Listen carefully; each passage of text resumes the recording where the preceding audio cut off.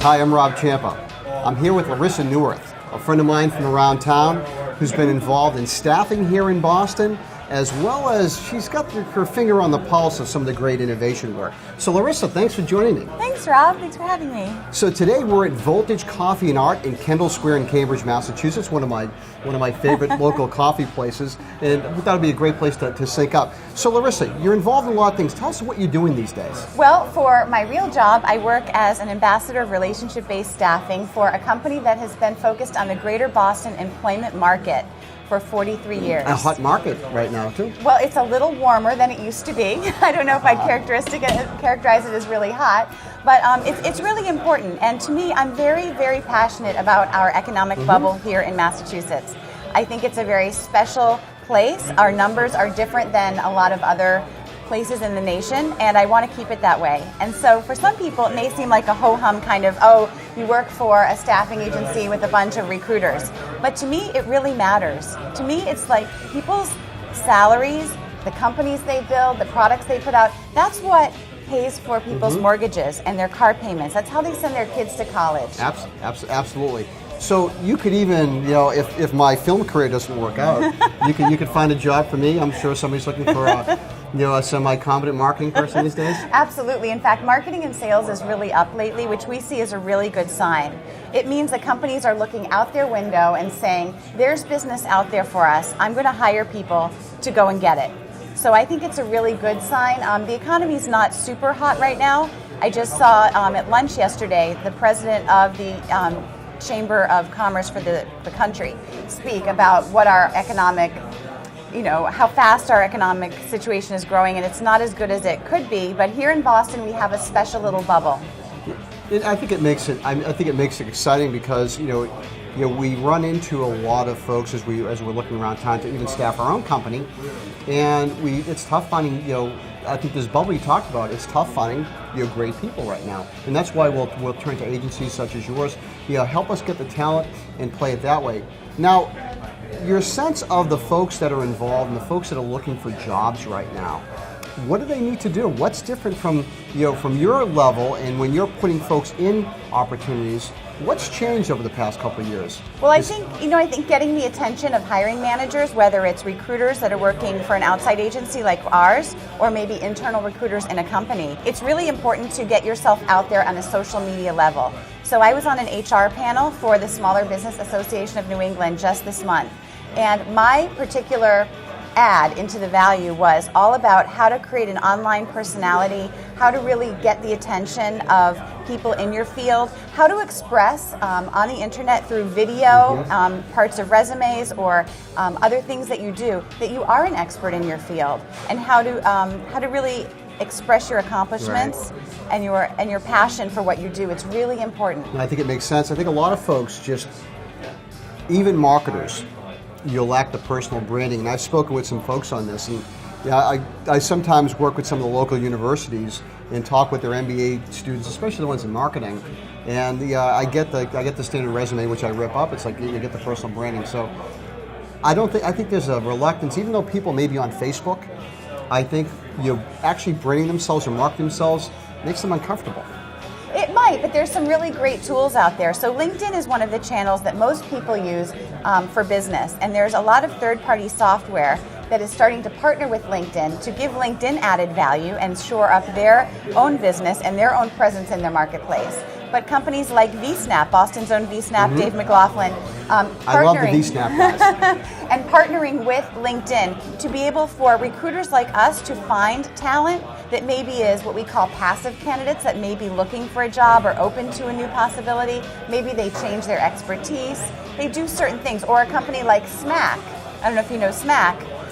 Smack is a company that looks at everyone's LinkedIn profiles and tickles you when someone's sort of updating it. So maybe they're interested in polishing up their profile for a certain reason. Yeah, I've looked. I haven't. I'm going to have to check it out this weekend. Now, it's important. One of the things that we see a lot is we talk about personal branding, but you're highlighting the role of technology, which is critically important for the folks out there. And what I also tell the marketing folks who brand themselves is get rid of this technology fear. Okay, embrace it. It's not all that hard. So that'll be important. Now, the other thing that you and I talked about was SBANE. Right. Okay, and tell us about SBANE. What is it, and why is it important? So SBANE is the Smaller Business Association of New England, and it's basically companies that have under $100 million in revenue. So it's, what I call smaller than gigantic. And it's really important to be a good corporate citizen. Our company hasn't survived in the Boston market for this long without being a good corporate citizen and adding to the ecosystem.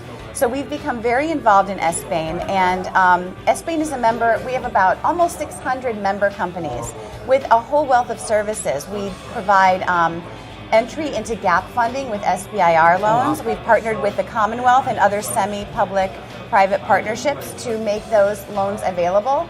We've done the best we can to help the manufacturing sector, which has had some rough times and is coming back with some help. I think if I inject, that's a challenge for New England.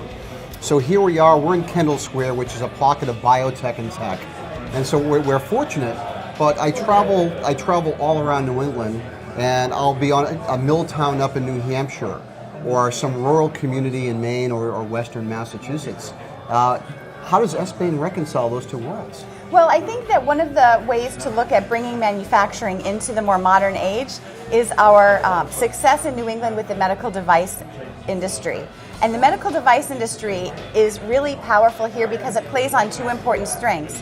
The manufacturing, where people can have their devices manufactured right here, our strong plastics manufacturing and electronic, and also the intellectual property that's generated out of all of these great, in all these great universities.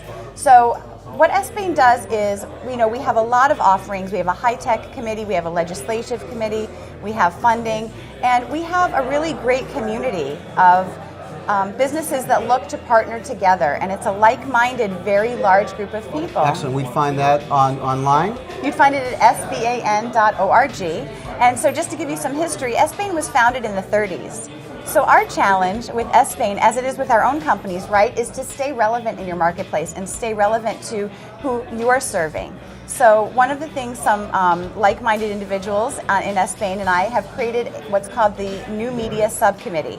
And it's a way of partnering with online media companies, yet to be announced, but in the deals in the works, to really get the word out about SBANE. It's more than just a breakfast meeting. It's more than just bankers. Yeah, you know what sounds fascinating is an organization that was started in the 30s, not necessarily a great economic time, to last this long and to be providing value in the whole new media initiative, staying current.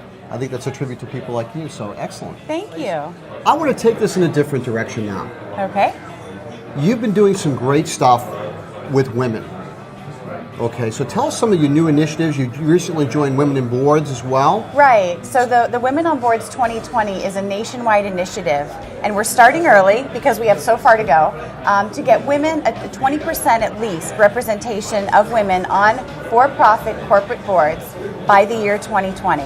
And every year, even here, the companies are ranked as to the law firms and for-profit companies are ranked as to what kind of participation they have in leadership roles for women. And it's really absolutely dismal. And what we're working to do is really change that. And so there are steering committees for this nationwide initiative in many of the big cities. There's Dallas, there's DC, there's New York, there's San Francisco. But Boston is really leading the pack, and that's probably due to the fact that we are so innately innovative. We have wonderful women in Boston. And also because the person who started this is Stephanie Sonnabend, who was the chairman of the Sonesta Hotels until their buyout last year in the fall, so just about a year ago. So in the Boston Steering Committee, we are having our very first event on December 12th, so 12/12 at 12 noon. There'll be a whole constellation of luncheon events. There'll be one at Bentley, one at Babson, one downtown at the BC Club. No, not the BU Club, the BC Club. I should know as a BC person myself. And so there will be one at the BC Club. And it really is just to sort of stop preaching to the choir, stop for women just talking to each other about our challenge, and really get this out there as a national agenda item. I think it's a great idea. I work for a female CEO. I know. And people ask me, they say, Rob, what's it like working for working for a woman, I said, okay, it's not really any different. It all depends. Ultimately, you're working for the individual, and even working with Bettina, she's a creative force. So having women on board, it's adding value. I think you guys are doing something great, and for me personally, I'm enjoying working for a woman. Now, there's more to it than that. There's always a motivation. Is it your children, or what else is driving? I do have a daughter, and being in the recruiting age, I do see these young women coming out of college, and I don't know that we're doing the best job we can in education these days, in higher ed, in preparing people with an education that will actually get them a job. But I do think that there is a long way for us to go to achieve parity in the workforce, and it's imperative for us to do that. So I'm doing it, certainly for my daughter and everyone else's daughters, but just to sort of leave a legacy. It's something. It's a really near and dear mission to my heart. So. Well, I think it's a great thing. So let's expand it a bit more, and I want to be more forward-looking. You're also involved in some Boston World partnerships, right? And some initiatives like that. So, what role does that take? Because that's also changed. You've got some community support there. Right. Where's that going? And generally, where are we going? You have such a broad take on the marketplace. Share it with us. So here's kind of my thought about that. Boston World Partnerships, as you know, was started by Mayor Thomas Menino. And I think when we have an administration in place in Boston, like we do with the Menino administration, willing to reach across the river into Cambridge, really understanding that for Seaport to be a successful center of entrepreneurship and innovation, that Kendall has to thrive, that Somerville has to thrive, that Medford has to thrive, that Fall River and Rhode Island really have to thrive, which is another SBAIN initiative as well. We have meetings in Waltham and also in Rhode Island. And we need to tie our region together. Our bubble will be stronger if we can expand it out. And so I think that times are looking really good because we can cooperate and we can really leverage. Boston World Partnerships is a group of connectors that seek to really add sort of like a Scotch guarding to the fabric of our business fabric here. That's a great analogy. That's really what we do. We connect and we try to find value and add value to other people and what they're trying to accomplish. Well, you're being here in Kendall, and I have a lot of my friends are over at the Seaport District, which is Boston. So there's always been this, Boston, Cambridge, I would say competition. And so, I spend as much time over there now, and folks are coming over here, and it's fairly healthy. And what I've also found though is many folks are moving in, and there's a whole thing on density. And I'm over at the Cambridge Innovation Center. People talk about density quite a bit. That oftentimes business deals can be struck, on the elevator or in the cafeteria. That's true. One of the first people to really explain that to me in a very concrete way was Bill Gormley at Xconomy. They really focus on the innovation economy, and Bill was really instrumental in me understanding what that density really gives and where the exponential value is when you get the density there. So in the Boston.com blog that you so kindly participated in called the Kendall Bump and Grind, we really talk about the density here in Kendall, and maybe a good competition between here and Seaport, but I think we need to be mindful of our region. Yeah, exactly. And I think that's the advantage. People forget the New England. New England isn't a big region. Massachusetts is a small state, and the rest, with the exception of Maine, which by some standards isn't necessarily large compared to say the West. It's a small region, and there's a lot of interaction. And we're also seeing angel groups coming down to Boston from Maine, coming down to Boston and participating. So there's a lot of that going on as well. The next SBAIN breakfast, which is in just a few weeks, is from an entrepreneur from Maine who talks about the temple of innovation and what it is coming into Maine. And just to give you just a quick little number, I'm a huge numbers person, a stats person. We just had in Massachusetts one of the biggest rounds of venture capital we've ever seen, $800 million in venture capital last quarter invested in businesses in Massachusetts here. Harvest Power was, perhaps the biggest taker in that whole pie, but there's certainly a lot going around, and there's a lot of innovation and a lot of reward for the innovation going on. Yeah, it's a great thing. Well, this has been a fantastic session. It's great to have folks like Larissa here in town. All the events, there's a lot of networking going on, and just wealth of knowledge. And I want to say thank you for all you've done here, and thanks for taking the time out. Thanks so much. Take care.